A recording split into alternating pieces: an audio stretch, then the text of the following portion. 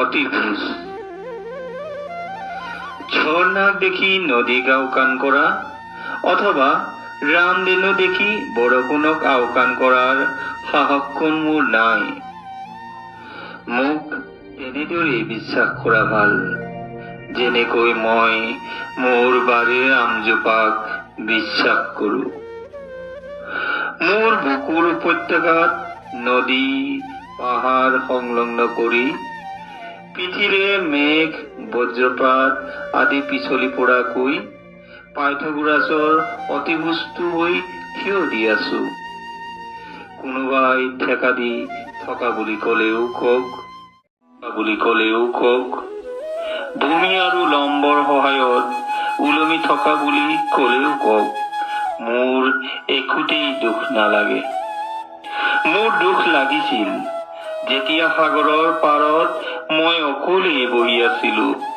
সাগৰৰ ঢৌত উজাই আহিছিল আওগাভৰু, গালে মুখে গুজি দিছিল জীয়া যেন আবেলি। সন্ধিয়া দুহাতত আছিল দুমুঠি বালিচন্দা।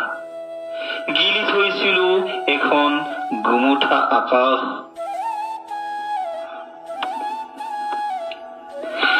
সাগৰৰ ঢৌৱে আজৰি নিছিল পলসবোৰ।